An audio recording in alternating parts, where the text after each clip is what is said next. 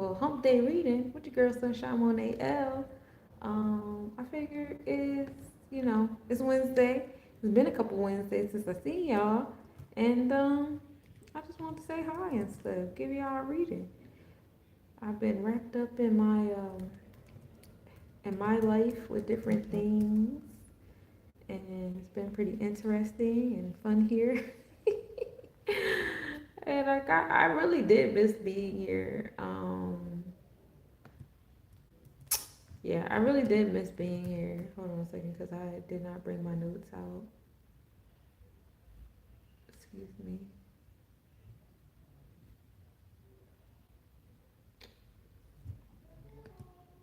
Okay. Peace, peace. Welcome, welcome. I didn't even start yet. You here right on time. So, yeah. Mercury is in retrograde. We're in retrograde till about March 20th, which is pretty cool. The 20th to like the 23rd of March is always like a very like ethereal space. It's usually when planets go retrograde or make like major transits. Pluto kind of took over that period of time for the last couple of years, so now Mercury gets to. It's been pretty interesting.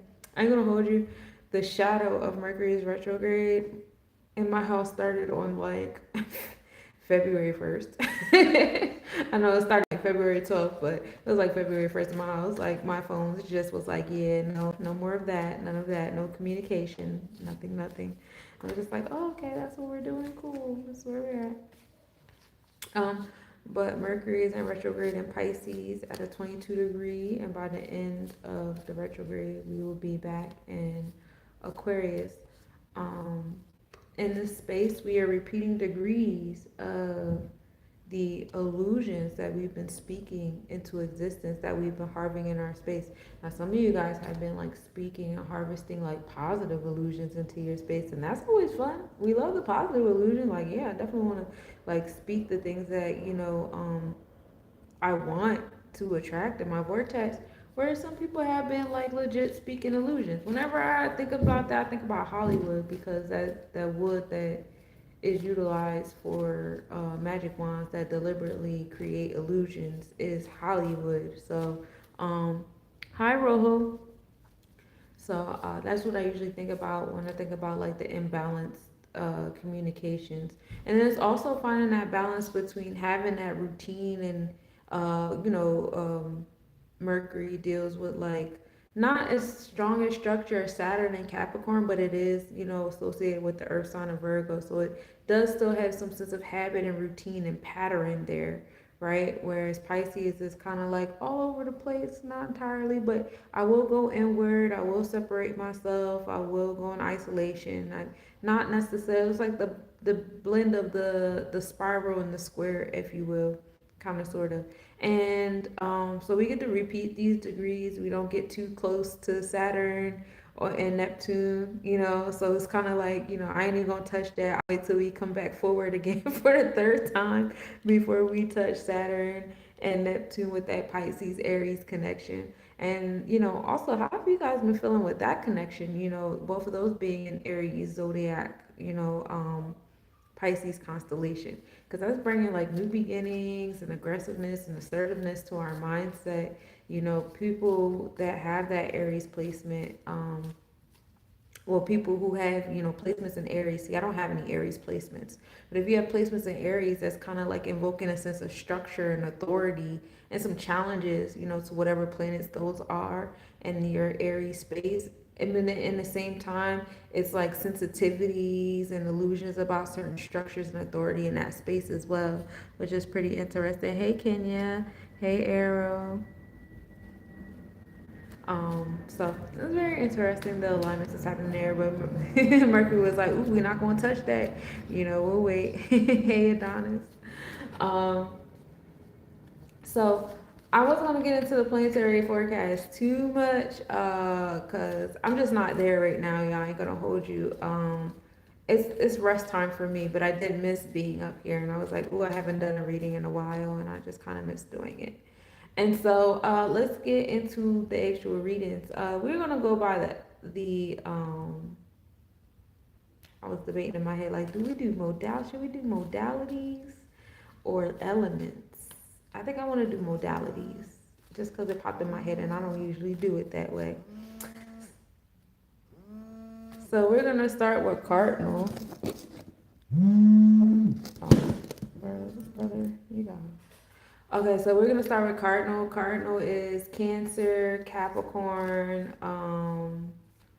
Libra, and Cancer, Capricorn, Libra, and Aries. All right, so cardinal energy is all about taking initiative, being in that leadership energy, being the first to do the things. When we are in that Cancer cardinal energy, we are taking initiative and leadership in the home and family and creating new nurturing spaces, providing nurturing spaces, in our intuition. So taking initiative in those realms is very important. Right now we have Jupiter, not yeah, we have Jupiter over there, and Jupiter is in retrograde right now too. The eighth house is over here in Cancer energy as well, so that's pretty cool. So it's empowering transformations, revealing truths here, in our intuition, in our home space. So a lot of different in our home and in our family and that matrilineal line, it's all these secrets. It's always mama's baby, daddy's maybe, kind of energy happening there as well. Jupiter is expanding on the nurturing spaces, the safe spaces for the people, home and family, tapping into your intuitive. Jupiter's also repeating degrees over there in Cancer energy. And I believe that, oh yeah, we're only at 15 degrees Cancer, so we're definitely still in Gemini constellation. So the events of the things is still happening with opportunity, duality, intellect, being, flexible and focused without being fickle is the kind of like how you alchemize that Gemini constellation with Jupiter, but we're providing expansion. So as things start to, I won't necessarily say blow up, but as things start to expand in the home and family, it should also be expanding in the community. Aligning the home with the community is so important. I know we like to be in our fortress by ourselves. Trust and believe. I'm heavy on the hermit energy. Still have some sense of alliance when it's necessary. When even when it's not necessary, have a desire for some level of alliance is important there too. We also have the fortune happening there. So the fortune is happening in home and family, and the internal line with taking those initiatives with your emotions in your intuitive space. The moon is also in Cancer right now, so the moon is in its home space. At this point, the moon is in Cancer constellation as well, so that's pretty cool. Earlier today, it was still in Gemini constellation, but at this point, yeah, we're in Cancer constellation, and themes of community been coming up a lot. Yeah, as they should, because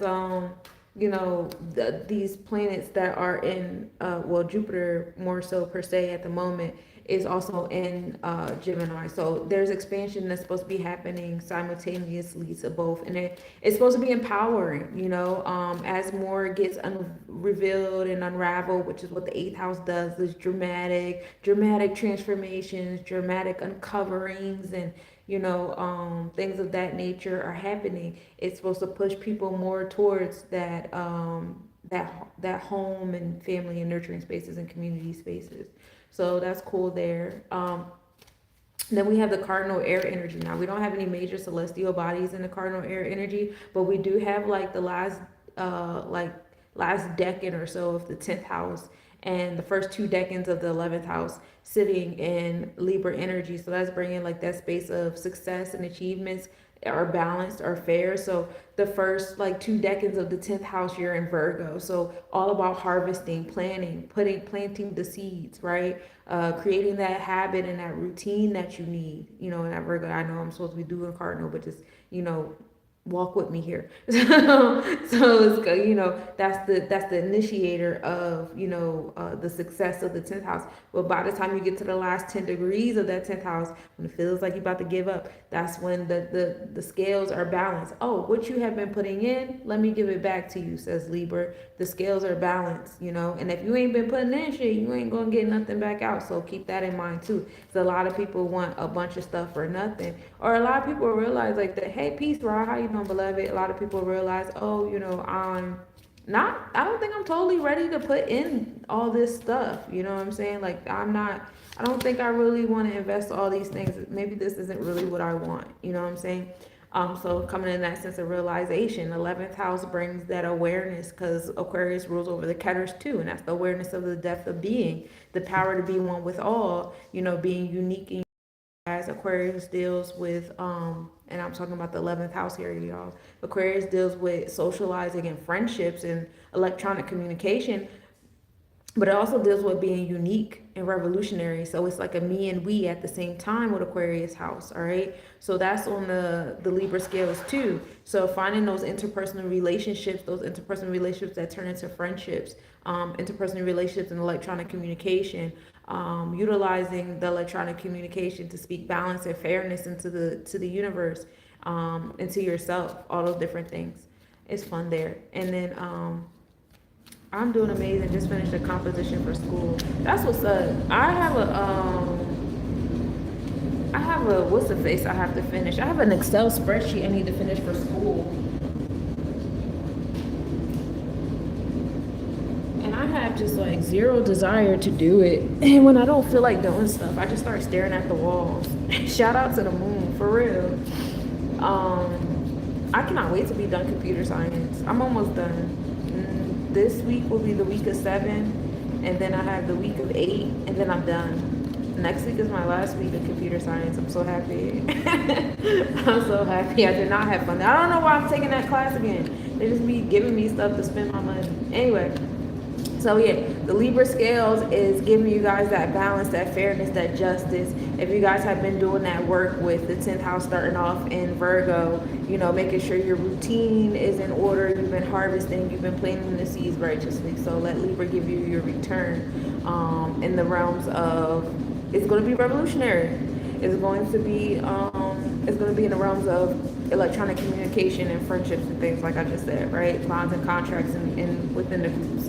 Then we come into cardinal Earth, which is Capricorn energy. Now that has like the last 8 degree spaces or so of the first house. So our energy, our appearance that we're giving off, it comes into that space. Capricorn deals with structure, a sense of understanding, slow and steady, being determined on the earthly realm. And then the second house is also there. So hard work, y'all, to get the return that you desire.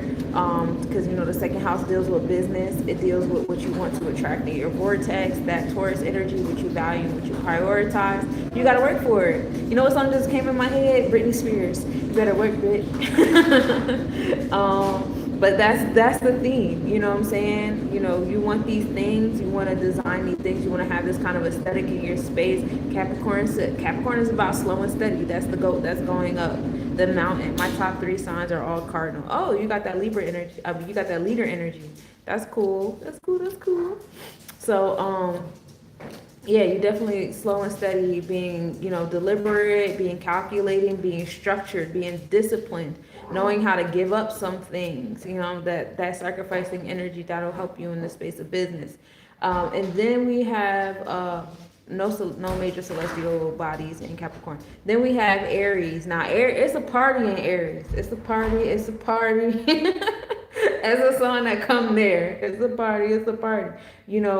By Saturday, we're going to have a full celestial lineup, and these energies. And that's what this wheel is based upon right now. Like, by Saturday on the 28th, the moon will be in Cancer. So for some of you, like, the moon's not in Cancer yet. I know. I forgot to give you guys that tidbit. I'm talking about the party on Saturday.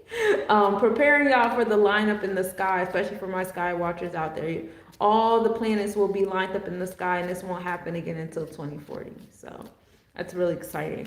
But in Aries, we have Chiron still sitting over there, helping us transmute our wounds into strengths as individuals, as families, as communities, as races, as tribes, as nations, as countries, as continents, as a world, as a race, as a species, as animals in this matrix, as organelles of the cell of the bigger body, all these different levels and layers of self and togetherness of the me and we are all undergoing this opportunity to transmute all the wounds that's been bestowed upon all, and transmute them into strengths.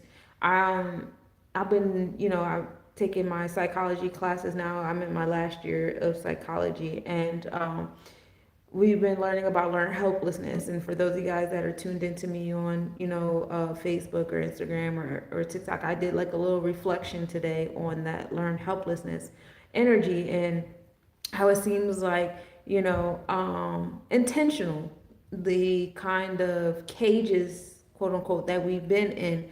And it's like, I have a hard time believing that all of this science exists, that everybody has access to. And I'm sure, the government, especially politicians who have these people who actually get paid to psychoanalyze the community that they're trying to, serve, has knowledge of the traumas that people have been going through to the point where, yeah, there's a sense of learned helplessness here. And I went on to talk about the experiment that was done with, there was two experiments I did my paper on. And one of the experiments was, I'm sure you guys saw the movie The Experiment, where they had men, it was about 24 guys. Half of them were police guards and the other half were prisoners. And they had this experiment. Everybody was making $15 a day. For 2 weeks, they had to sit in a prison together. And the prison guards had one rule: they weren't allowed to hit the prisoners, but they could do whatever they needed to do to induce obedience and respect.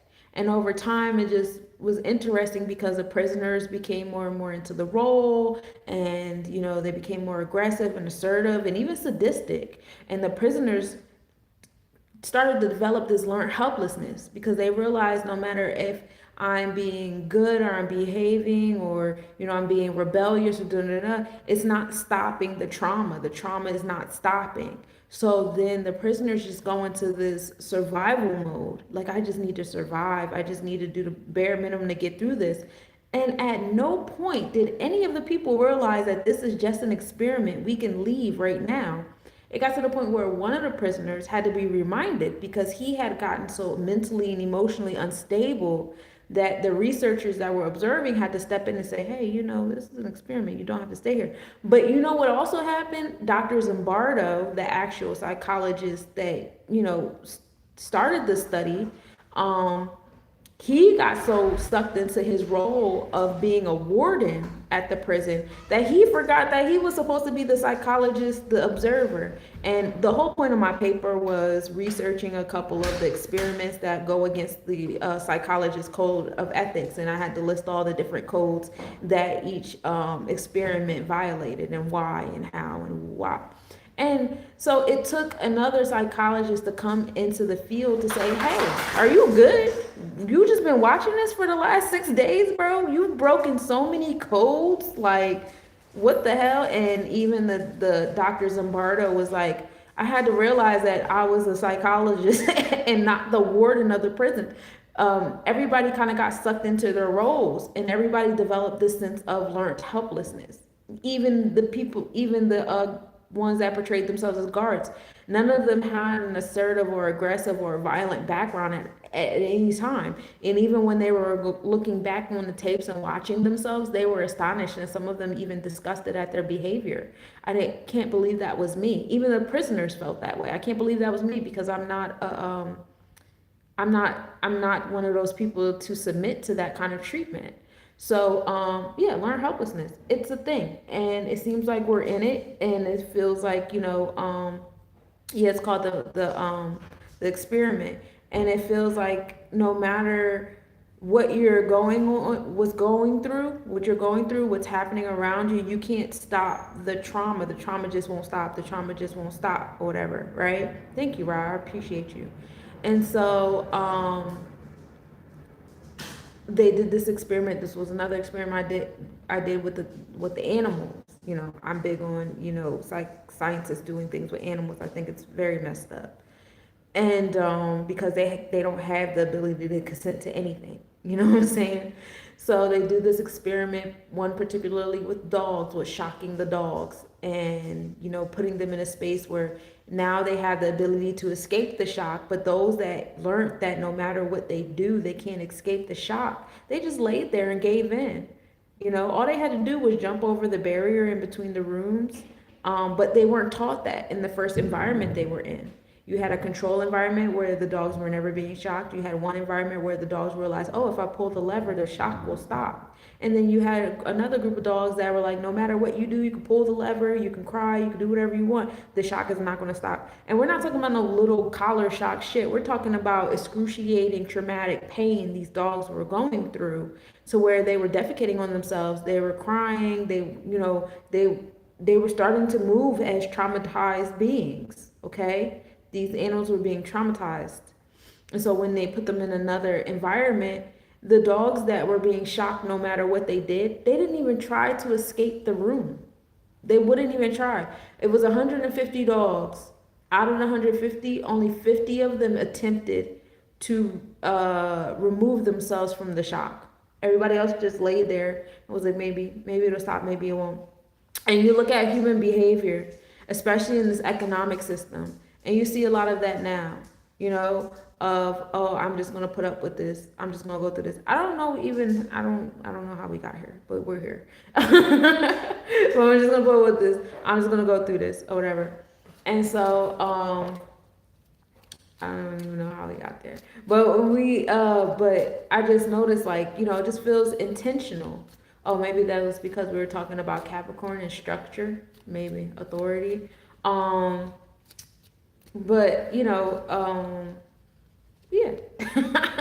It just feels intentional that the powers that be talking about the movie. Yeah, but how did I get there? It just seems like it's intentional that the powers that be are creating this kind of, you know, scenario. Like, I have a hard time believing that these people of authority are just like incidentally doing these things. And so let's wrap it up into Aries. Aries is all about, oh, Chiron. That's how we got here. Chiron. Woo, woo, woo. Another paper I was writing about is about transgenerational trauma. So you figure, like, okay, these beings, these organisms are going through this trauma where they're constantly being shocked, whether it's the shock factor of, you know, I don't know if you guys got family members that still watch the news, but oh my God, family members that still watch the news are always on edge, always on edge, always on edge, anxiety on 1,000, because in so many ways we can die, so many things are going wrong, and so many things to be scared of, angry about, blah, blah, blah. And now it's like that on social media too, constant shock, constant shock, constant shock. I think the latest one was this guy having Tourette's and saying the N-word, and BBC didn't edit it out, but they edited everything else out, but just failed to edit out this guy saying the N-word. And why was that? Why did they give us that shock? You know what I'm saying? Like, how many times are you going to keep shocking these people? How many times are you going to keep playing this game? And then, like I said, it goes back into the learned helplessness, where some people are just like, oh, well, eventually they'll stop shocking us. Let's just sit here and just sit in the shock. And then coming into the conversation of transgenerational trauma, this stuff is being carried down into our descendants that may never experience this level of shock, but they're still going to carry this on a molecular level, because it changes our molecular composition. It also changes our genetics, our DNA codes. People who are in constant, you know, experience of that shock, of that trauma, they also have developmental disabilities. It's hard for them to even establish, you know, a proper root chakra, how to do the basic needs and the needs of hierarchy, right? Neptune and Saturn definitely was a state of shock, because now you have this new beginnings and authority, and that came with a bang. Like, oh, we just released these files. What was that, like 3,500 files or whatever? Do that what you will. That was some Saturn and Neptune shit? Definitely in Aries. Definitely a lot of things coming from out of that. Okay, now we want to release some documents about some aliens. And then you see people making jokes about their learned helplessness. Like, yeah, you released all that, but my electric bill is still $400, $500. Yeah, you released all that, but my rent is still this. Yeah, you released all that, but we're hungry. So the jokes that people are making on the internet and stuff like that, they're literally showing you the humans, the population, the society is in a state of learned helplessness, and is being passed down generation to generation. It's generational. This new generation that's coming up, are they the type of generation that's going to try to escape the shock? Or have they adopted this, I won't say comfortability, but a sense of, this is what it is. You know what I'm saying? Are we going to put so much? And then you have those generations of parents and grandparents that would say, oh, you want to keep pulling the lever? You want to keep trying to remove yourself from the room of shock? I'm going to beat your ass because the fear in me you need to have in you, right? I'm going to drag you to church. I'm going to put you on punishment. I'm going to embarrass you because the fear I have in me you need to have in you. And that may not have been their direct mindset in their activities of discipline and things like that. Oh, if I don't beat their ass, the cop is going to kill them. Doesn't that sound like transgenerational learned helplessness? If I don't beat your ass, the cops can kill you. What the fuck? That's your logic? That's the reality that you are, spitting out? That's the reality that you see for your offspring?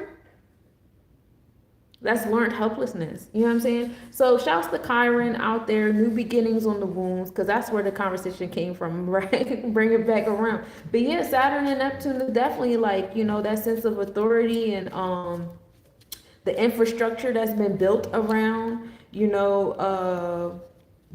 our root chakra, because Saturn rules over our root chakra. And if we look at, our means of survival, we don't control any of it. We live in feudalism. We don't grow our own food. We don't make our own medicine. We don't make our own clothing from scratch. You know what I'm saying? All of the different things that we need for our basic survival, we don't have control over, And I do see people. There are people, there are organizations, there are societies, there are communities that are saying, no, fuck that. That's not going to keep being the narrative. We are going to be in control of our root chakra. We are going to be in control of these things. And that indeed has been, that battle of Saturn and Pisces. Now, Saturn is still in the Pisces constellation. Don't get it twisted. So while our mindset is in its new beginnings and taking initiative and, taking leadership and new beginnings and all those things like that, our activities is still in that space of illusion. So don't think that just because we've exited out the zodiac that the illusionists of Hollywood, and who does Hollywood work for? Who cuts Hollywood's checks? If you know, you know. Don't think that they still don't have stuff up their sleeves to keep the illusions going. It's still going to be a tug of war, but it's like, are you going to pull that lever?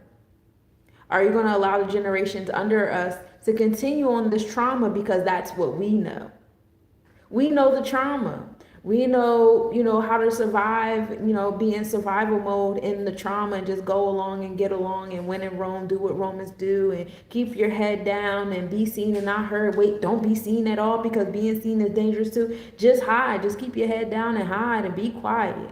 Just do what you're told at all times. And if you don't, I'm going to instill the fear in you so that when you go out there, you're not brave. You know how to put your head down and be quiet.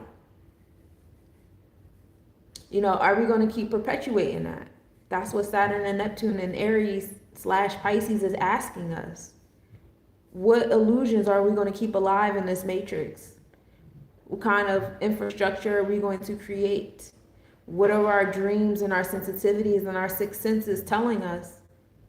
Our dreams and our sensitivities and our sixth senses have always been to sense danger prevention. You know what I'm saying? Danger preparation, self-preservation. And we take that all the way back to our ancestors on plantations and our ancestors being captives of war, right? Always fighting. That's what it boils down to. Yes? Yes. So what are we going to do now? What new beginnings are we going to do now? That's crazy. It's like a stem of worship gene. They put in people to make us submit. Right. And everyone focus all that energy on it too. Exactly. So between Chiron, Saturn, and Neptune, that's what we're feeling there. And then we'll also have the vertex happening there in Aries as well. So,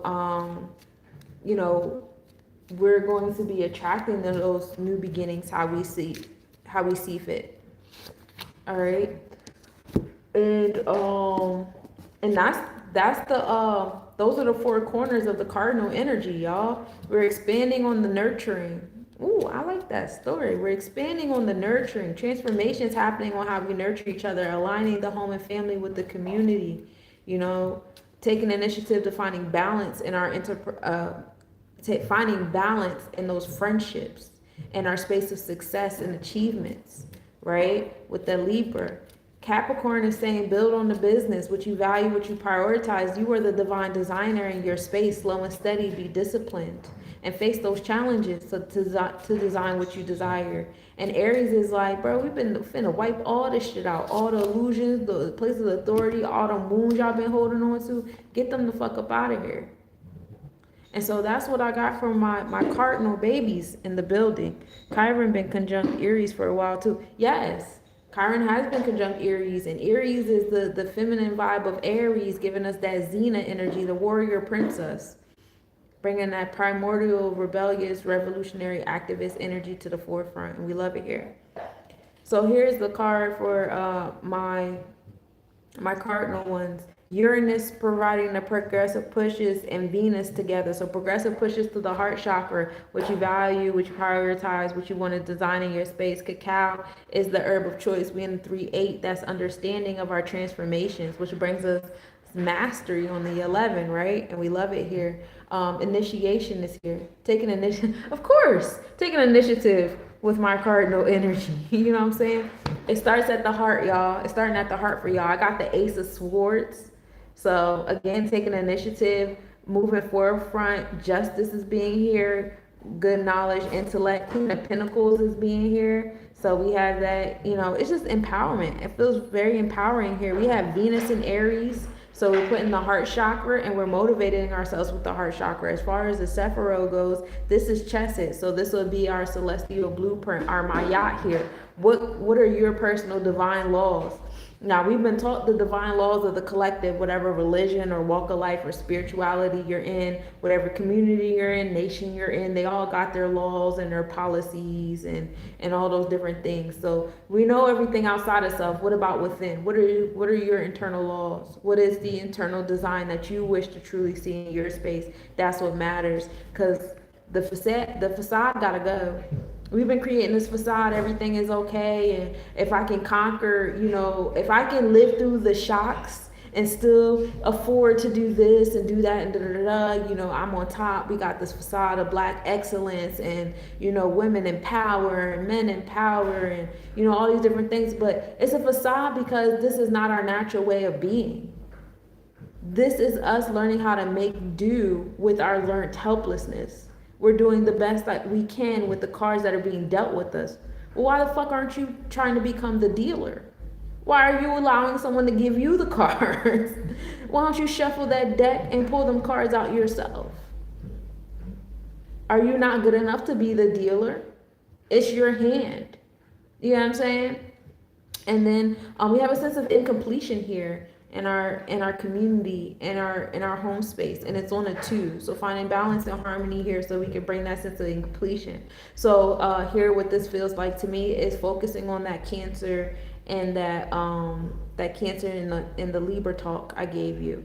But it looks like Aries gonna get it on and popping. Like I said, it's a party over there. It's a party. Aries and Capricorn is getting it on and popping. So now it's also trying to find balance with the emotional sides of things, the intellectual sides of things with that Cancer and Libra.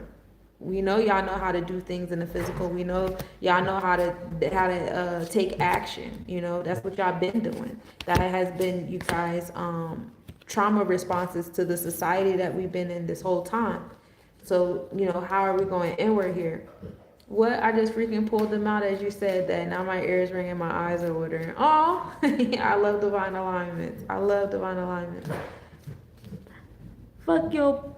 Oh, fuck you, pay me. Hey, what's up with you? I like the way you spelled that. All right, so now we did cardinal. So now we can go into our fixed babies. We'll start off with Leo. So Leo energy, we have a little bit of our 8th house there, a little slither of the 8th house. Bring the transformations initially in that Leo energy, empowering transformations, bringing in truth. But you know, it can be dramatic too. So, you know, it is what it is. Then we have the 9th house happening for the remainder of Leo energy. All right. So ninth house is that expansion, that abundance, the joy, the philosophy, the philanthropy, the expansion, all of that. Leo deals with your inner child, right? Your heart, your confidence, and your courageousness. So these two fire energies being together, we here for the fun. Leo's here for the fun, excitement, bringing the inner child back. Being your creative self, giving to others. This is beautiful energy of the art and the spirit. You know what I'm saying? Wisdom on the art, wisdom on the inner child, going inwards and utilizing your child to be your oracle. Okay. And then we get into fixed water, which is Scorpio energy. We have a little bit of the 11th house in the beginning. So we have that Aquarius revolutionary energy, that self-awareness energy. Allow that to be empowering. Your friendship should be empowering. Your connection to society should be empowering. Your outlook on, the different titles, the titles and the entitlements to the people around you should be empowering. And if it's not, then we need to transmute some of that energy. We need to go back to that 8 on Leo energy, reconvene. Because the child used to always be saying, "No, remember the no phase? No, no, no, no, no." And then you get popped or put on punishment. You got popped out of saying no. You got conned into share, say yes, give me a hug even if you don't want to give me a hug. Smile even if you don't want to smile. I pop you, but you better still be nice to me. Be forgiving. You know what I'm saying? Forgiveness means acting like I never just did something to you, right? Get over it. Move on. We've been duped. Our inner child has been duped, y'all. Has been duped out of its authenticity. And to the point where we've looked at certain titles and we've given them entitlements that they don't deserve and they never earned. But we were trained into that. So let's go back to that Leo energy and be like, well, if I would have never gotten punishment, if I never would have been popped. And then it's crazy because the adult self brags about these things. Oh, I remember I used to get my ass beat. It was crazy. Ha ha ha ha ha. You remember that kind of ass whooping? Oh, ha ha ha ha ha. Like, bro, no. I'm not fit to sit around and joke with y'all about our indoctrination that has us in a space where now our throat chakras are fucked up. We're constantly in survival mode. We don't know how to speak up for ourselves. We treat other people way better than we treat ourselves. No, I'm not about to sit around a campfire and laugh and kumbaya about that. We're not going to do that. Granted, they did, like I said, this is the transgenerational trauma. It was passed on in behaviors as well as on a molecular psychological level. I have to beat your ass. If I don't beat you, the world outside is going to do worse to you. And that's what I'm afraid of because I've been shocked my whole life. And my grandparents did this to me because they've been shocked their whole life and so on and so forth. So it's only righteous that I bring the shock to you. So you don't experience the shock out there and be, oops, pal, surprised. Okay. That's how it is, Yeah, they promote forgiveness, and forgiveness is the definition of forgiveness ain't real forgiveness. It's just like pretend like I never did that, pretend like it never happened, but instilling you the fact that, hey, if you do that shit again, you're gonna see these hands again, though. You know what I'm saying? It is narcissism, isolation, introspection, and gaining knowledge for me. That's the Hermit card, yeah.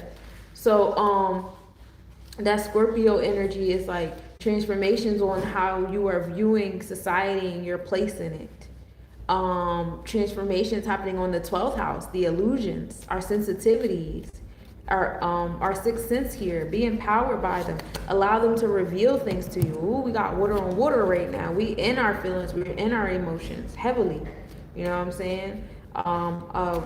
I believe all the water houses are on a water sign in some type of way, shape, or form. So we got the Neptune house on the Scorpio zodiac in this space.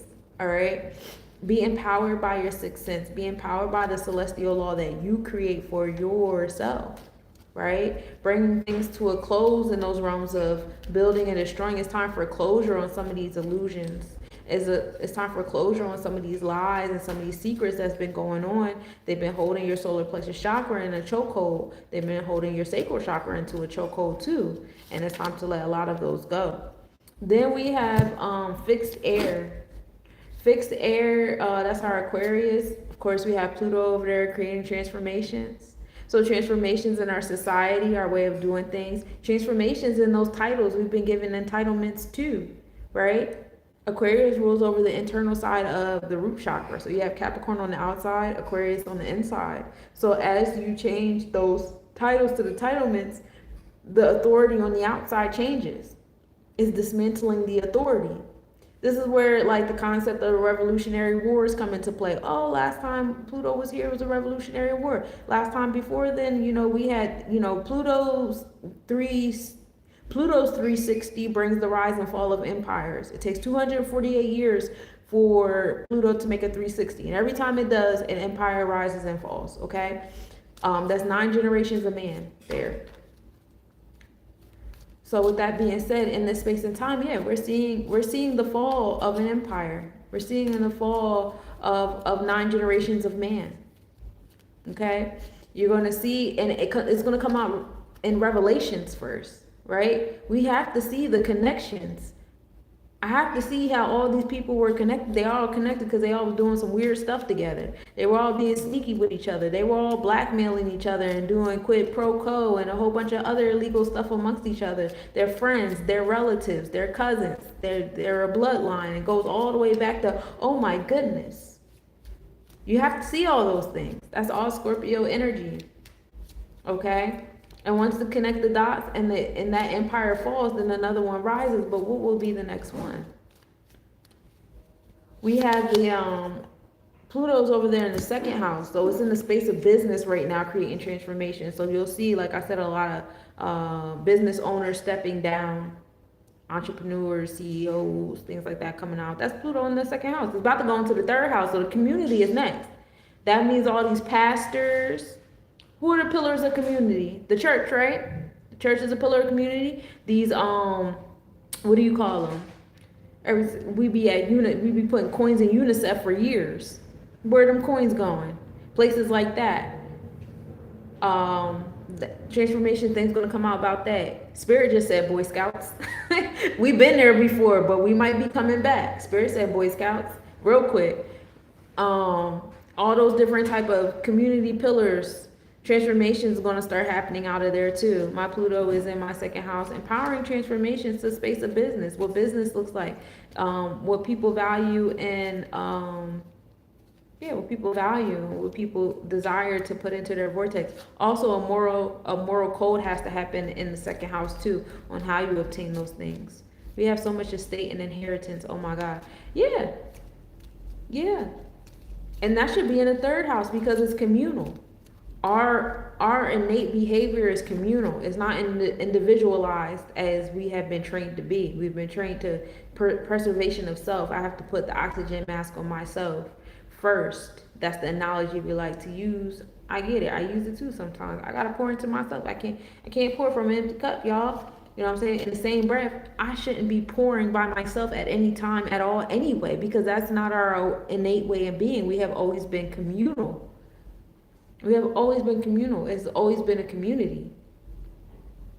This lone wolf stuff and people losing their village and stuff like that, that's all indoctrination. That's the separation of the tribe. That's the effects of being captives of war. You know what I'm saying? Being separated from the tribe, being separated from the community, your support system, your village, or being amongst the village and not being able to see it because at the end of the day, you live in your home alone. Nobody's saying you have to give up your privacy, but in the same breath, give recognition to your village. If you have one. I got one. Not everybody in my personal space, but I definitely got a village. I got somebody to pick me up and take me to work every morning. She in my village. I got group chats. People asking me how my day is every day. I got a village. Everybody has a village. How are you valuing your village? Are you valuing it? Pluto brings a sense of value and empowerment too. So when Pluto starts hitting that 3 house and all them pillars in your community, you got local politics too in the 3 house too. Local politics is about to come into play too. We about to start hitting up the mayors and them council people and this, that, and the third. We about to start hitting up them education systems. 3 is Gemini. Ain't that intellect? Oh yeah, them teachers in on it too. Who else is the pillar of the community? Law enforcement, firefighter, social services. Yeah, all them about to get hit up when Pluto hit that third house. It ain't safe. POWs, all these centuries. And then we get into Taurus. Last but certainly not least, Taurus is our fixed Earth babies. So now we got the fifth house here, which is our Leo house. Okay, we don't have any celestial bodies directly into that space, but fifth house is that Leo energy of the inner child, the heart of the child. This goes right back into that mindset when I was talking about Leo energy. Go back into that inner child, Taurus and Leo, inner child energy. Go back into that inner artist, creative, that romantic self. And not just romancing about being in an intimate relationship with someone, romancing about life. Be romantic about life. Be romantic about yourself. Be romantic about nature. Be romantic about your relationship with spirit, with the universe, God, Allah, whoever it is that you go to. I don't care. I'm not here to judge. That's your walk. You are the main character of your story. I am not here to tell you what to do with your story. I'm just here for guidance. But yeah, go back to that and romance it. Be infatuated. You know, be swooned, be smitten, be the smiter, be the smiter, whatever you want to call it. Yep, the mayor of NYC already getting, but that man, when that man got elected, I knew they couldn't wait to put him on the chart. First of all, they picked that man to be in New York, knowing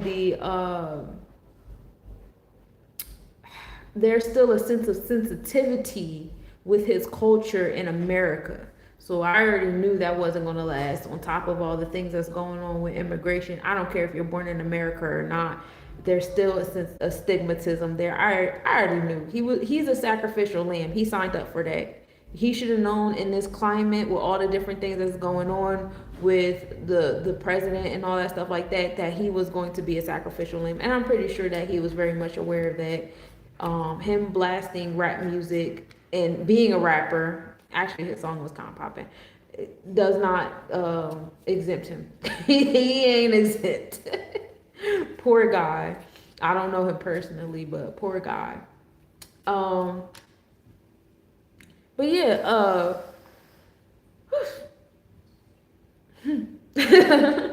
Pluto also has this, Taurus also has the sixth house here. All right. So the sixth house is about that routine. So not only we're in the fifth house of the inner child and being romantic and artsy and things, but then we come into a little bit of structure with the sixth house. What are we harvesting? What is our routine? What are our habits? What are we teaching? What are we learning? What are we listening to? What are we speaking on? You know, bring all of that into your vortex. All right, with Taurus energy is about your heart. We have Uranus providing progressive pushes in your daily routine, your ways of doing things over there in Taurus. So some of the things that you guys used to do on a daily basis, some of the things you guys used to, pay attention to with the microscope on a thin scale, it's not there anymore. You're getting progressively pushed out of that, out of those routines, out of those habits, out of that intellect. Certain things you used to think is true is not feeling true no more. You're not thinking about it no more. It's not a thought. The school of thought, the education system, all those things come into play here too, because the education system is really heavy on all of our routine. Whether you work in the education system, you have family members in the education system, a lot of us have children, majority, if not all of us, have generational root chakras in the education system that's been given to us. Uranus is progressively pushing all of that out. There's a different way of doing things. You see an expansion of unschooling and outschooling and homeschooling and deschooling. I call my situation free schooling, because we just free balling out here, and he's learning everything that he wants to learn. He really has control. Well, I do have my input, but for the most part, my son had control over what it is that he learns. He wants to learn how to cook this, fine, we're going to learn how to cook this. He wants to learn how to have a business, fine, we're going to learn how to have a business. These are all the elements that have in a business. He wants to learn how to draw, fine. These are the elements, these are the resources to learn how to draw how you want to draw. And a lot of time he's self-teaching himself. I'm not even doing anything. He'll come to me and tell me what he taught himself for today. That's where we at. And he don't even realize it. It's all me. It's all in the plan. But don't tell him that because then he'll stop. He's that stubborn. But yeah, that's all. And he is a Taurus. But that's all, Uranus progressively pushing in the Taurus energy in the sixth house. The things that we have in our routine, the things that we've been listening to and speaking on, our communication skills and all that is being progressively pushed. So, in summary, for my fixed babies, we got the inner child romantic self of Leo getting that expansion and abundance and the philosophy and the wisdom, okay? Utilize that inner child wisdom. Leo and Taurus are kind of working together here with the fifth house being in Taurus and then the sixth house also being in Taurus. So finding that new routine and things in alignment with that romanticism and that creativity, okay? Allow Uranus to progressively push the way. On the other side of the scale, you got Scorpio, our fixed water baby, that likes to hold the grudges and the jealousy and the trauma and all that stuff like that. But, you have a little bit of the 11th house of that revolutionary energy happening in those still waters, okay? And then you have the 12th house bringing the sensitivities and illusions and, tapping into our sixth sense, our spiritual self over here in the water. So shouts to my water signs. Water signs is a good sign to go into if you want to get some type of spiritual insight.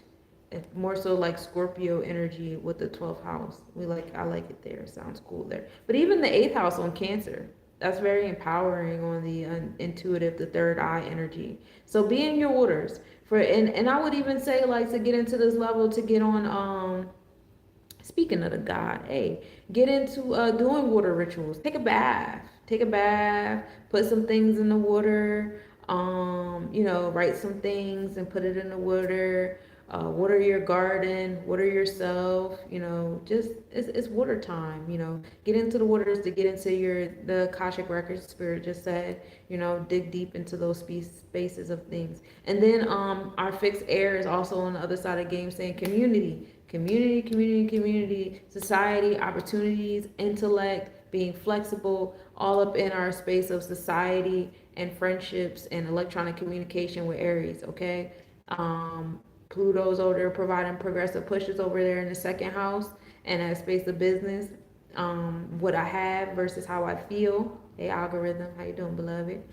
And so we allow those transformations to occur and may they be empowering and revealing. So here's the cards for my fixed babies. Perfect for me doing readings tomorrow. Hey, you better do it. Shouts to the fixed sign. So ancient memory. See, I was like, yeah, get into the waters. I be on point. Ancient memories here. And then we have the sun and Mercury. The Leo and Virgo vibes, right?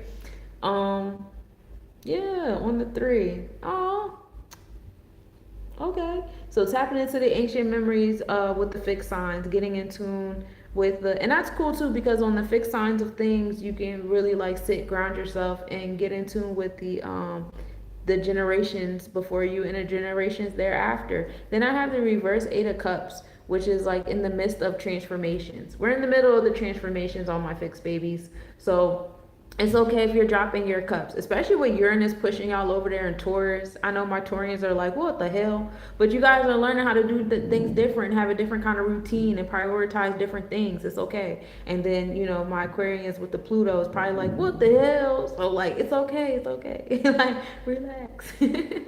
And then the 8th house is like a little bit in the first part of Leo, too. So for people that have any celestial placements in the first decan of Leo zodiac are probably experiencing that 8th house real crazy right now. So being mindful of that, but it's okay, in the midst of transformations, it's all a part of the game. Then I have the reverse Queen of Cups. Oh, these are all cups. Oh, that is so fire. And I did say like water, right? So we have the reverse Queen of Cups. Because we're in the midst of transformation, and this ain't about you being on okay, so it's not about you being the one on the throne. It's about you surrendering.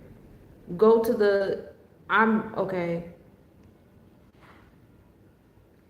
It's not about you being the teacher in the moment. It's not about you being the leader, you just being a speaker. You're the medium. You be the vessel. Okay, let the energy flow through you. Okay, this is for the water, the fixed waters, the water placements I just went over, the Scorpio with the 12th house, the 8th house on the Leo a little bit. Um, hmm This is all about letting the things flow through you, to my fixed babies. You guys are so used to being, so the thing with being fixed is y'all so used to having it together. Y'all so used to being like this and fixed and stubborn and empowered and on top of the things. And I'm a leader and I'm the dependable and I'm the reliable one. And it's all me, me, me, me, me. But you have to learn how to be like this. That's what you guys are learning. Y'all are learning how to be like this and allowing things to flow through you. Allow yourself to surrender. Allow yourself to not be the biggest one in the room or the most reliable one in the room. And that doesn't take away from you and who you are and what your power is or what you bring to the table. And it also should not take away from what you deserve. You're allowed to be like this. And there are periods of time where you should be. So allow this to happen. What part of self to focus on is I got the 6 of Cups here, the Sun in Scorpio. So transformational experiences happening here. Oh, and it's happening in the Tippereth. Is ruled by Leo. So and then we know the 6 is Virgo energy too. So allowing those transformations to occur. 6, the emotions that you're used to feeling on a regular basis, you're dropping all those cups. You're getting off the throne. You're going to go sit. And if you don't do it willingly, I'm telling you, the universe is going to strip you of everything you have until you bucket ass naked on the sidewalk asking for quarters so you could go buy a Lucy. I'm telling you. So learn how to sit down, learn how to sit on them hands, learn how to, submit and go with the flow. Or you're going to get punched in the chest. Yeah, I'm telling you, that's not how you want it.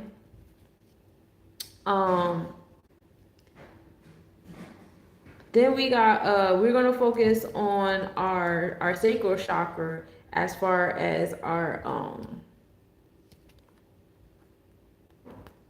chakra to focus on, and we have impasse. Impasse is like we're like at a deadlock. Okay, we're this, like, you're in the midst of this. And if you keep trying to fight, you know how like you're drowning and they say like the best thing to do is just let yourself float. Let yourself float. Okay? And that's kind of like when I'm sitting here and it's like, oh, it's kind of going against my conversation of learned helplessness, but it's not in that mindset of just like, oh, it is what it is, let it go. Da, da, da. No, it's not. This is to bring you empowerment. It is to eventually upright these cards where you are on the throne, but you have to like cleanse a lot of that stuff off, because a lot of that stuff is the learned helplessness. You've learned how to survive and be on top in a society that's crumbling. So if the society crumbles, you have to learn how to be on top and, thriving, not surviving anymore, thriving in the new world that's going to come out of that. We've been talking about new earth, new earth, new earth. I ain't heard that term in a minute neither. Y'all, new earthers been real quiet. But new earth, new earth, new earth. But the old earth has to go away. And that's the only earth you guys have known how to survive. And you guys mastered it, especially my Taurus babies. Especially my Leo babies. All my fixed babies. Y'all guys have definitely learned how to survive in this. And you guys have been surviving and doing a great job. When the world crumbles, you got to know what to do. It's going to be different. It's not going to be fixed no more. What do my fixed babies do in the middle of transformations? Ooh. What are y'all doing? Wise old man is going to pull up. I ain't it. I'm a lady. But, they're going to have some gems for you. We got them on the 13th, so they're going to be a karmic debt. It's going to be a karmic debt relationship. Don't stick on it. Don't try to keep this person in your pocket. Don't try to make this person your best friend till the end. Allow them to come and go.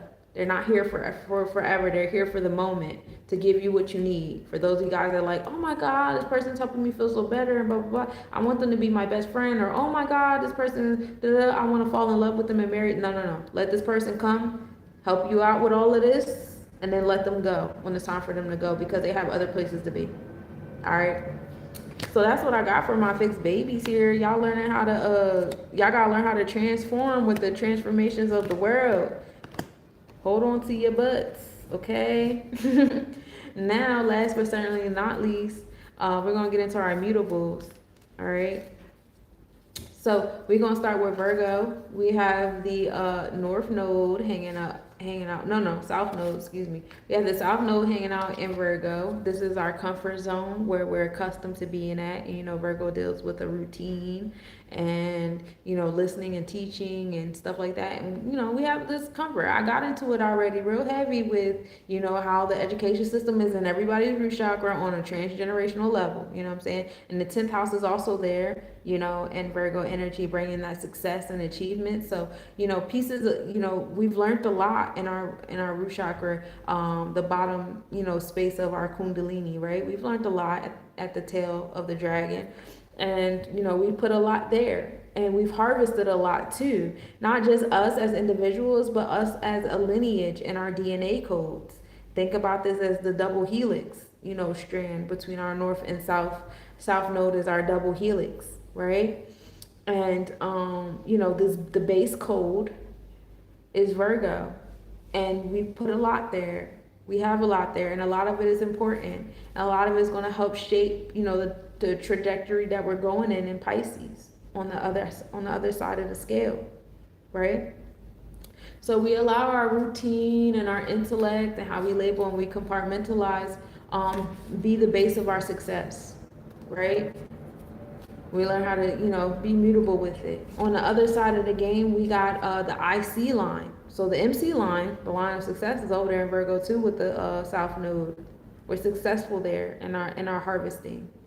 And then on the other side, we have our IC line, which is our sense of belonging. So you're going to take what you know. You're going to take your moral and integral code. You're going to take your intellect. You're going to take your communication skills, your ability to harvest, your routine and your habits. You're going to take all of that, and you're going to find your sense of belonging with it. If you are in spaces where you have to bite your tongue and you can't say everything you want to say and you can't express everything you want to express, and your routine has to get suffocated a bit because, I can't have these candles out and I can't build this altar over here, and I have to accommodate these people over there. I don't want to make anybody feel uncomfortable. Guess what? You're not in the space to be. You're not in your sense of belonging. All right? Be successful in your harvest. That's how you find your sense of belonging. But it only comes from being in your authenticity. Otherwise, you're doing too much. You people pleasing. You're imbalanced on that Virgo. What played out in a occult level with the action going on in Mexico? I don't know. I don't get into conspiracy theories and stuff like that. I'm here for empowering of the people. I don't know. I don't even pay attention to current events like that to be all like that. I'm here for the empowerment of the people. That's my niche. You have to find somebody that's into all of that. I'm not. Respectfully speaking, I'm not. But I will say that I know Saturn and Neptune are over there in Aries, so the fact that the things happened in a fiery way could very well be Neptune and Saturn. They were in conjunction over the weekend. They were very close to one another over the weekend, so their conjunctions could have definitely ignited something. And that was happening over there in the fourth house of home and family, sense of belonging. So, and I was told that I read somewhere that it was a result of a leader, a cartel leader passing, being murdered or something like that. So, that could have definitely been the dismantling of, the Saturn and the illusions that were created with that Saturn, with Neptune and Saturn and Aries. So that's the only sense I can make of it. But like I said, I don't get into it too much, but that's, that was the thing that popped up in my head. But let's get into Pisces and the opposition of Virgo. So Pisces got the party, for those of you guys that's ready. And it's crazy because my mom literally just came home from Mexico, like right on time. She was out there. She went on like a cruise, I think, or like stopping at different places. And I believe Mexico was one of them, I want to say. So she came home right on time. She came home on Saturday. The North Node is over there in Pisces, so that's the direction that we're going into. right? We're moving into this space of sensitivity, spirituality, coming into our Olukun. Neptune is our divine celestial law, so we're going from our harvest, our earthly place, into our agriculture, doing work, into embodiment, for real, for real. Pisces is more about embodiment, while Virgo is more about hard work to bring it into fruition. So now it's like just being is enough. Being is enough. I can be the things I desire, and that is enough. I don't have to roll up my sleeves and do all this hard extra shit, that Virgo, like, we got to do it on a daily basis. We got to pay attention. We got to be particular. We got to do all the things. Pisces is like, yeah, I'm just gonna sit here and just be, and being is enough, and being is gonna put me in the spaces that I need to be in, and that's literally right on the IC line. It's sitting right on the IC line. So when you're being, you find your sense of belonging at the same time. Belonging, you find that sense of belonging at the same time of you being. Okay, and that's the direction the Kundalini is going in. Then we have the sun. Our ego is sitting over here in Pisces. It's still in Aquarius constellation. Yeah, it's still in Aquarius constellation, but it is, our ego is sitting in the tropics of Pisces right now. Happy Pisces season to you, Red. Peace to you. So our experiences are here. Our appearance is here. Our masculine energy is here in the waters. Our heart chakra is also here with Venus. Mercury is repeating these degrees for the second time, and then we'll come again and repeat the degrees for the third time as well. So we have, our third eye, our heart chakra, and our throat chakra, with the direction of our Kundalini all sitting in this space. All right, all sitting in this space of our subconscious, our dreams, our spiritual self, our sense of being, the illusions, that we create. I love to live in my illusions. I love to live in my delusions. It's fun there. And just to let you know, all the lines are over there in mutable signs. So mutable signs are definitely activated between Virgo having that success line of the MC line. Pisces is going to help you with your sense of belonging. Gemini is square in the middle over there with the DC line, finding that balance between how I put myself out there and how people receive me. How I put myself out there is the MC line. How people receive me is the IC line. And the DC line is like, I'm a balance between the two. I'm fairness between the two, right? And it's sitting over there in Gemini. You got the sixth and a little bit of the sixth house there, giving us the habits and the routine, and then the seventh house of designing the things, the balance, the fairness is in Gemini, bringing that. The justice is going to come in the community. The justice is going to come from the opportunities, right? That Gemini energy deals with, cousins, that level of family, grandparents, aunties, and uncles, but also deals with community, the people you're around. And the justice is going to happen there. We done already talked about it heavier on the fixed signs, with Pluto over there in Aquarius creating transformations in that. Well, it's on the way to creating transformations in that space.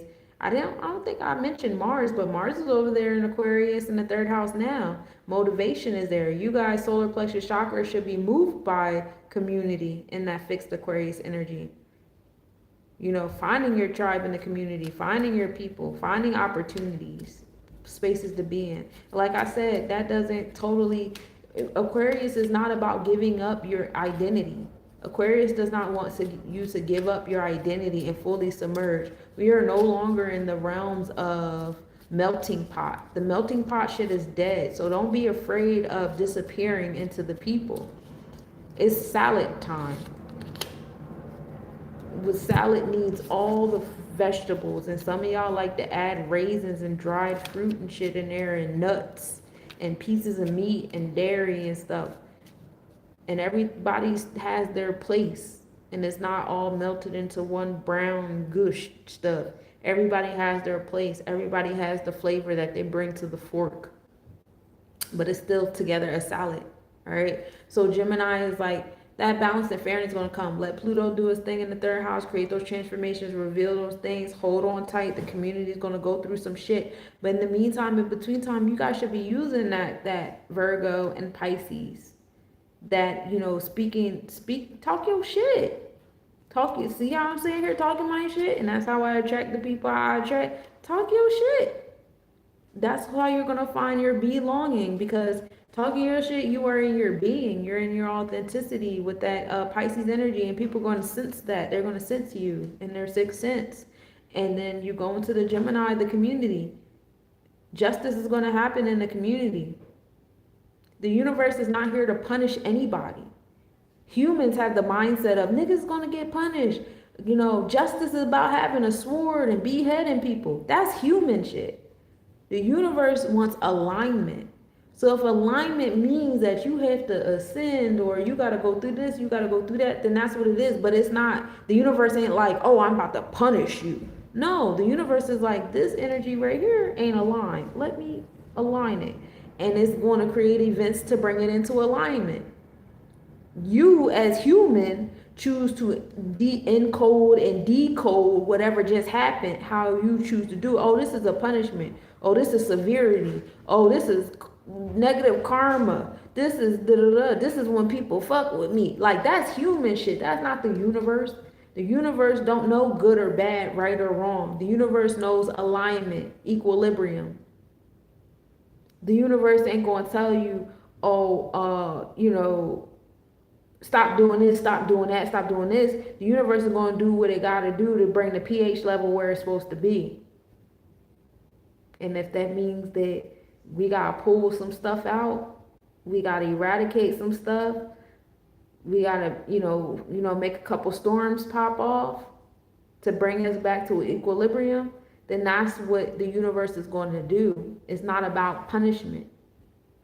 You see it as punishment. You want to know why? Because you know your actions to you and your own internal self and your God is not righteous. And that's why it's punishment to you. It's like with my dog. My dog, he knows when he does something wrong, he punishes himself. He literally will walk into the crate and put his head down. And sometimes he didn't even do nothing crazy. Like, bro, why'd you just walk into the crate? Why'd you just put yourself on punishment? What'd you do? Like, it's not that deep. Sometimes my son will do that too. He'll be like, oh my God, I spilled water. And he'll have like a whole thing. And I'm like, bro, it's water. Why are you punishing yourself? We could just clean it up. And look, equilibrium, right back to where it was. Woo, look at that. You know what I'm saying? That's all we needed to do. We don't need to do all this punishment stuff. That's what the human mind does. Because your internal law, your internal God is doing that. That has nothing to do with the universe. Your internal God and the universe are two different people, okay? Two different entities. And a lot of y'all like to confuse the two together because it makes you feel better about how you're treating yourself and how you're projecting your internal law onto other people. Mostly religious people do that. But a lot of you spiritual people that, you know, y'all do that too because y'all be putting religion into y'all spiritual walk. And that's fine. That's your internal God. But don't start calling it the universe because that ain't what it is.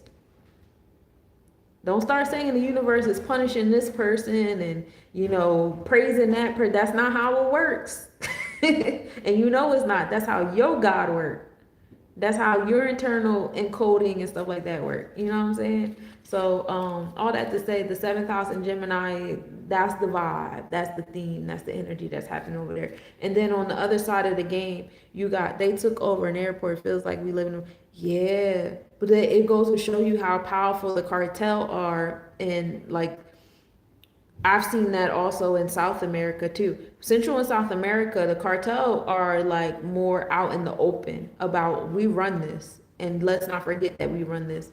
It's like that in America too, but it's not labeled outright that this is, you know, this is drug violence or da-da-da. We more so just chalk it up to politicians and rich people. But they know, you know what I'm saying? These are the gangs. These are the drug dealers. And they do a lot for, not only can they do a lot of damage, but they do a lot for their community. Don't get it twisted. They do a lot for their community. Kind of like when we be watching our blaxploitation films and the drug dealer in the neighborhood be handing out turkeys and, you know, he be coaching the football teams and stuff like that. They, you know, it be on the same type time. And then, why ghosts come in my head? Because he wanted to get into politics, and he had, you know, a nightclub, and, you know, being a community man and stuff like that, but also selling drugs. It's like that sense of duality. That's a perfect personification of Gemini. Like, yeah, I sell drugs and stuff like that, but like, you know what I'm saying? I've also given a lot of money to my community. You know what I'm saying? I've also opened up a whole bunch of homeless shelters with this drug money. You know what I'm saying? And they do a lot of stuff like that. And that's what they do too here. That's what they do too here. But we don't call spades spades here. It's like everything is so taboo, or just like a underlying joke or rumor, or you know what I'm saying? That's my character too, Ghost. Dope. So that's that there. But you know, I look forward to the seventh house doing its due on the Gemini. We do need more justice in our communities. I think we get so caught up in looking at the federal level of government, and you see the president that's in office, he is a Gemini, and you know, you see the justice that's happening there too, as far as, you know, just throwing stuff out there, that's the seventh house in Gemini. Am I saying, you know what, I don't care what y'all think I'm saying. I'm not about to over explain myself. I don't totally agree with everybody, but I don't totally disagree with everybody either. You know what I'm saying? I do what I want. And I know that the media likes to emotionally invocate people of color and make everything about racism. Everything is the hard R. Hard R's everywhere. When the people of color or melanated people, whatever y'all want to call yourselves, whenever the copper colored people get calm, cool, and collected, they're like, "Here's another hard R." Like they press the hard R button. I don't R, like I don't know what that is. This is pirate shit. R. We need to push another hard R. The blacks are chilling. But no, I'm not invoked by stuff like that. I'm not moved by stuff like that. I went to a predominantly white school, and I graduated. The top 10% of my class and still endured the hard R. So like, ain't nothing on none of these screens gonna move me. I still triumphed. But all that to say, you see this man in here, and despite if you agree or disagree with everything he's doing, or you want to pull up his past receipts because of what he's doing in the present, which a lot of people do, like, well, he used to be over there. Well, he might have got kicked out, and now he's being petty. It doesn't matter why he's doing it. The point is that he's doing it, and if he has to go down with the ship, then let him go down with the ship too. The universe is going to do, you know, what it got to do to create an equilibrium, like I said. You know what I'm saying? Y'all want to pick who good and who's bad. That's only y'all and y'all God. That's between y'all and y'all God, whatever, right? Maybe, yeah, like, and I feel that way about a lot of them. I think that way about, I think a lot of these people that are now suddenly like activists for the rights of children, and you got Ashton Kutcher over here helping people find hundreds of children at a time. How do you know how to find them fucking kids? Because he was over there. You was sleeping with that old ass lady. And her old ass husband now suddenly got dementia because he's not over there eating kids no more and shit like that. Like, I know I sound like layman's, but real shit though. Like, you was over there with them old ass niggas, them weird people, and you seen that shit. And then turn around and start, and okay, cool, because she's like over 18 now, y'all can get married or whatever. But let's not get it twisted. He was sleeping with Mila when she was on that 70s show, and sis was like 16, 17 years old. She was a child. They, you know, she was over there getting taken advantage of, you know, in her pursuit of wanting to be a young actress. She had to bite a bullet. She had to go through some shit just like the rest of these young kids that want to hurry up and be in front of a camera. These Disney kids, these Nickelodeon kids, these Cartoon Network kids, these commercial kids, you know, these parents quick to, you know, cash a check on their kid or whatever because they cute, knowing daggone well they prostituting their babies. You know what I'm saying? And I'm not saying, you know, oh, you get what you deserve, da da da. I'm saying the scales is gonna do what they gonna do. And you gotta know when you walking into a burning house, what the fuck gonna happen? You gonna burn. That's what happens. You know what I'm saying? Well, all that to say, bro, that man probably was in there too, and probably had a moment or, you know, his first experience. But don't get it twisted. He was letting that shit rock for a while, just like when the whole thing had happened with the gospel community. now all of a sudden, oh yeah, I've been knew that was happening, but I didn't participate in it though. But you was quiet about it though. And the guy and me and my guy got a problem with that. You held accountable for the shit that you know. If I'm in the company of people that I know are abusers and they're doing this, that, and the third, I'm held accountable for that. That's guilty by association. I'm letting that shit rock. I'm letting it rock. That's not cool. I remember reading about different soldiers that used to complain when they used to go overseas, specifically to Afghanistan. And they used to, be working with the military out there. And they would be like, oh, sometimes we'd be bunking with the military and they would be inviting little boys into their room and they would be, essaying them. And I would just roll over in my bed and put my earplugs in and I would feel so bad. Nigga, what? Who's your authority? Who is your authority that you felt comfortable just rolling over in your bed and letting that shit rock?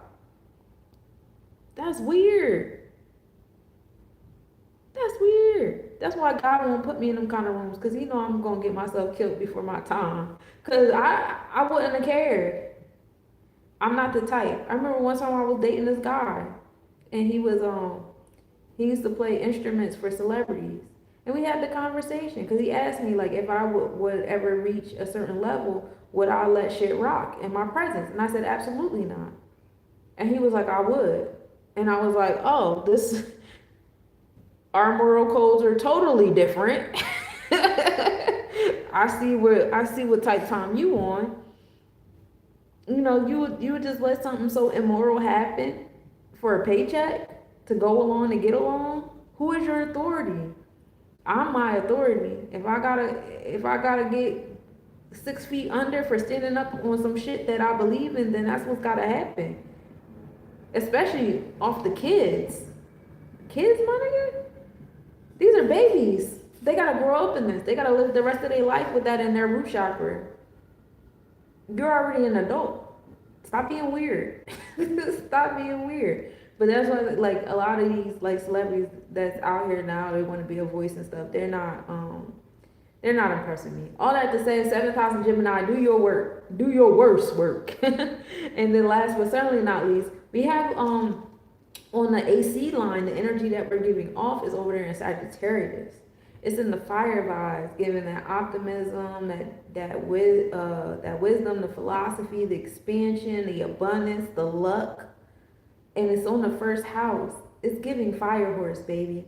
It's giving fire horse. For the AC line to be in Sagittarius, the seahorse, that is fire sign, yeah, it's giving fire horse. Put that out in your energy. Be optimistic. Be in your joy. Whatever you're doing, let it bring you joy. The DC line is in opposition, giving you justice in your opportunities, and your intellect, and your community. As long as you pull out your joy. And guess what flavor the joy gonna be in? It's gonna be in Lilith. Because Lilith is over there in Sagittarius on the 12th house, rebelliously bringing shit to a motherfucking close. All right? The rebellion is here. It's in the fire seahorse. It's right on the AC line. It has to be in your energy. It has to be in your vortex. You got to be giving that shit off, baby.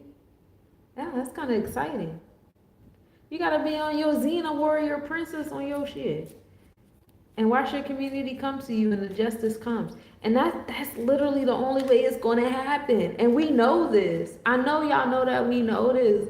And it's just like everybody just staring at each other like, well, who gonna do it first? Because I'm not gonna do it first. I'm not gonna do it first. You do it first. You hang up. No, you hang up. No, you hang up. Nigga, somebody hang the fuck up. Somebody gotta hang the fuck up. All right? So that's what I got for my mutable babies. Hey, y'all gonna utilize y'all habits and y'all routine and y'all intellect to put y'all in the space of being. Y'all coming from doing to being. We know y'all know how to do the work. Y'all been surviving this whole time and doing the work. Now come into being the work. Be the results. All right? Embodiment. That's the new keyword all the spiritualists are using now. Embodiment. If I see that word one more fucking time, I'm going to lose my shit. I hate when there's new keywords on the internet. Oh man, it's like listening to Power 99 for 5 hours, sing fucking 3 songs over and over again. Like, bro, I'm so tired of that fucking word. But that's real shit though. You gotta go from doing to being. We're in our be mode. Then on the square, the Gemini, justice and balance and truth, fairness is coming to the community. But on the other side of the game, we gotta be rebellious. We gotta be in that fire horse energy. We gotta be exhuming it. And if you are in your being, if you are in your being, you're automatic. That Sagittarius energy should come easy. Sagittarius is square. It is square, the Virgo to Pisces, but I like squares. I like 90-degree angles.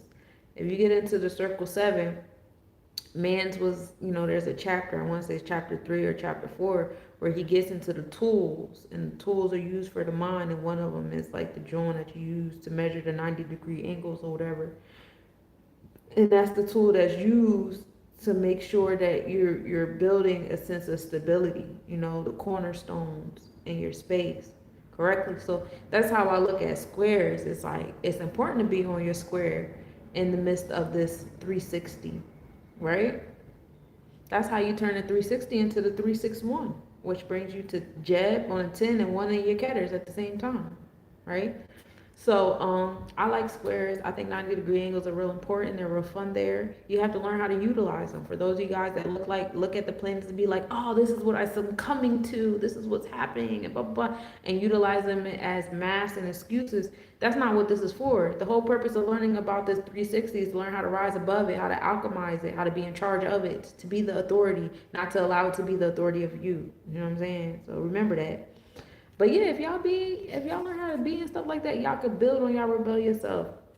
So here to my my mutable babies, we got the sun and moon together, the alignment of the external and internal self, the divine masculine and divine feminine, your ego and your comfort zone, and we're on the 5 with it, which is the number of power, blue lotus. And that's crazy because this is my 3rd time in these ones and zeros. First time I was on Facebook, homegirl was like, I'm about to start taking Blue Lotus again. Second time, before I pressed, go live button on TikTok, the first thing that popped up was this dude. He had a bag of Blue Lotus, and he was like, I ain't tried this in a minute, but I forgot how good it feels. And now I'm pulling the Blue Lotus card. But it's all about intuition, y'all. Your cup runneth over, having that balance between night and day, earth and water, inward and outward. Earth and water, the Virgo to the Pisces, right? Having that balance between the two of those, the doing and the being, is real important here. We got the Devil card here. So some people's intentions, and I think this is also when I was going in on like the Gemini 7th house and the justice and the things that's coming out over there. But some people's intentions in these spaces is evil. It is giving the Gemini energy. But it's okay because we already know who these people are. You know what I'm saying? It was already in our intuition who these people are and how they move and what their, intentions are and stuff like that. It is what it is. You know what I'm saying? We on this type of time. So when we on this type of time and we in our 9 and we in our completion and our wholeness, we in our joy and our mother, our nurturing, creating safe spaces, protecting our youth and connecting to the ancestors. At the same time, the above and below, who's after us and who is before us. When we in that space and time, these motherfuckers don't even matter, bro. This is so encompassing and this is so 360 that there's no place in the pie for motherfuckers like this to even have a space of conversation. You know what I'm saying? What parts of self to work on? You're going to work on the 3 of coins. That expression, the creation of the coins. This is Mars and Capricorn. So being motivated to make them move, to be in that determination, that working and stuff like that. Remember, it's a balance of doing and being. Bina, your sense of understanding here.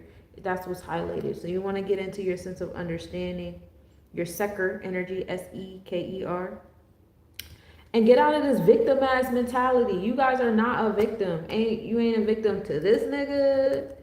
You ain't a victim because you don't know how to connect your Virgo to Pisces.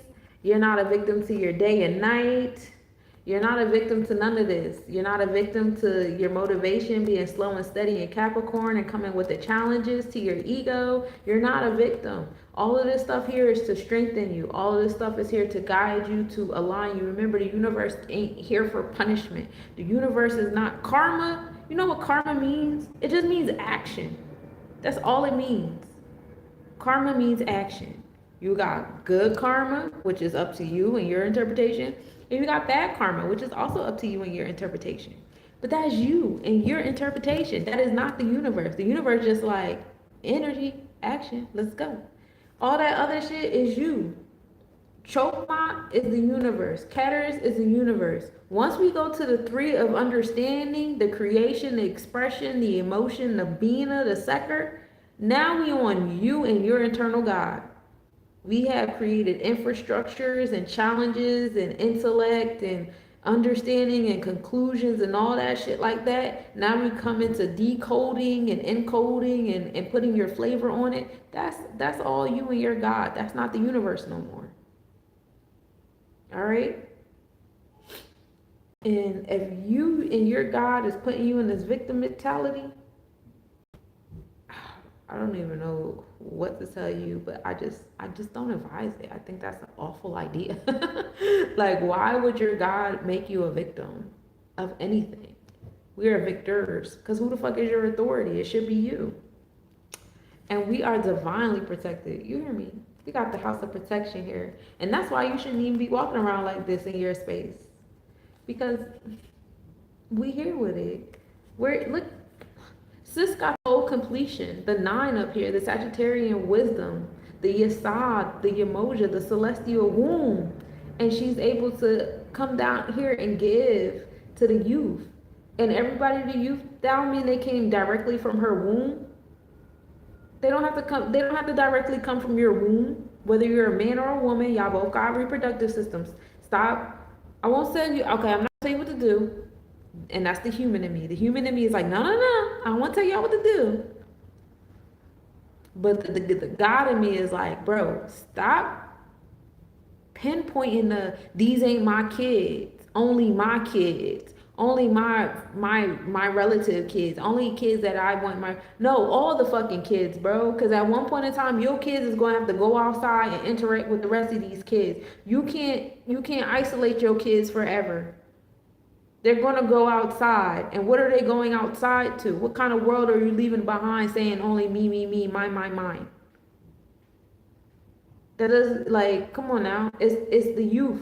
This is our society. This is our future. This is who we're sending our molecular energy towards, our DNA, our genetic codes, our spiritual codes. These are going to be the beings that are going to channel us later on in life and ask us for guidance. And we're not giving it to them in our earthly self. We're definitely not going to give it to them in their spiritual realm. You got to earn your right to be an ancestor. They're not even going to know your fucking name to call on you. But you want to have all these spiritual names on social media and shit like that. The youth don't even know you to call your name, to put you on the altar. Them the people that you know should be, them the people that should have your name on their tongue. The youth. If the youth don't know you, the fuck you calling yourself an ancestor, a God, and talking about, oh, when I pass on and people start, who gonna channel you? Don't nobody know you. You ain't doing shit. You ain't being, you're not embodying. You're not being it. You over here arguing with other adults all day, debating all day. About what? Shit that neither one of y'all are being. Y'all arguing about shit that's not even y'all own thoughts. Y'all arguing about somebody else, some dead person's thoughts that they wrote hundreds of thousands of years ago. You're not even arguing about your own thoughts. And then you're arguing with people like, come on now, like, let's be fucking for real. What are you doing with your energy? You doing this shit with your energy all day long on the ones and zeros?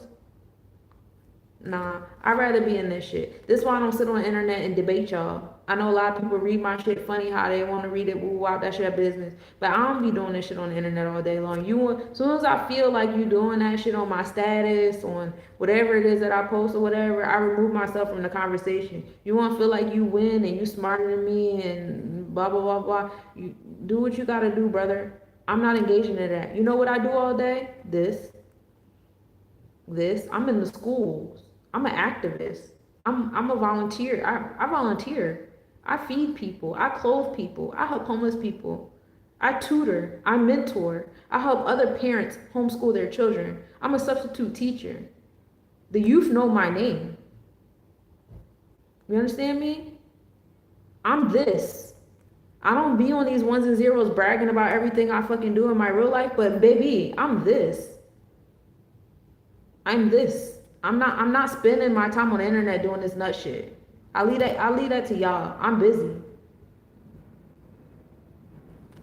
So that's what I got for y'all. That's my reading for y'all. You know, especially more so when on Saturday, y'all replay this joint because this is when it really applies. Is on the 28th is when all these planets is lined up from Aquarius to Taurus in the sky. You might need, yeah, Aquarius to Taurus in the sky. You're gonna catch all of this. We got the parade, and again, it's not gonna happen until 2040. So y'all can replay this on Saturday and be like, oh, okay, okay, okay. Or y'all can do y'all water rituals. You know what I'm saying? You know, talk to the cosmos about being. Like, what is being for me? How do I be? You know, I've been doing this whole time. Being is kind of confusing. Isn't being doing? Have these conversations with yourself. Journal about it. Make sure you guys are putting dates, mathematics to your journals. You know what I'm saying? That way when you come back to this, come back into this pattern, you know what I'm saying? You could be like, okay, it's another day. So like on 2/28, that's the day of 1. On the pathway of 3. And then 1/4. So that's a day of 4. Ooh, that's a good day. We establishing the celestial law on that day. So that's a wonderful day. And then the next day, the next time we on a day of 4 will be shit. It's not gonna be on the first week of 3. We're never gonna be on the 4 on the first week of 3. Isn't that interesting? Because the month and the year together alone is 4. You would have to wait till the second week. What we gotta do to get to a day of 4, y'all? I'm trying to think. I'm trying to think what we gotta do to get to a day of 4. We would have to get to a 13 somehow. Yeah.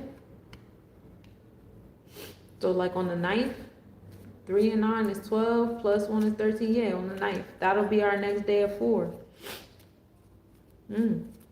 Right in the middle, right going into the second decade of the month of March. So 391 will be our next day of 4. If I'm doing my mathematics correctly. And I'm sure one of y'all, or if I, don't get to it first, correct me. I'm open to correction and redirection. So yeah, something to think about, y'all. I appreciate y'all for tapping in. Just letting y'all know on 381 is when I'll be doing my energy awareness course. If you guys want insight on how to align your astrological placements into your chakras, your netter, and your Sephiroth, I'll be teaching that class on Sunday at 5 p.m. CST. So if you're on EST, it'll be like 6. And it's about a 2-hour class. And so that's the class you guys can hit me up about. In addition to that, if you would like a personal reading, reach out to your girl. I love what I do, and I'm really, really good at it, and I would love to do it for you. And so let me know.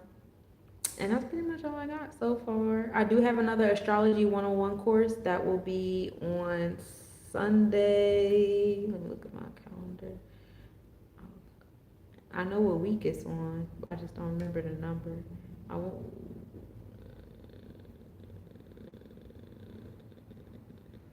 Sunday the 22nd. Sunday the 22nd at 5 p.m. CST. So March 8th and March 22nd, those are my, that's the energy awareness course, and that's the astrology 101 course. And if you guys are interested in Forex, I have a Forex class happening that last weekend of March from the 27th to the 29th. That's a 3-day Forex class, and then I have a whole group that you can join on Telegram after you get done taking my class, and we'll trade together and get into the exercise of trading, and it's fun there. So those are the different things that I have coming up. If you're interested in investing your time, space, and energy exchange into that, let a goddess know. But I'm gonna let y'all go. I've kept y'all long enough, and I gotta go to bed because I have to get up and go to work in the morning. So peace, y'all. Thank you. You guys are the bestest. I appreciate y'all.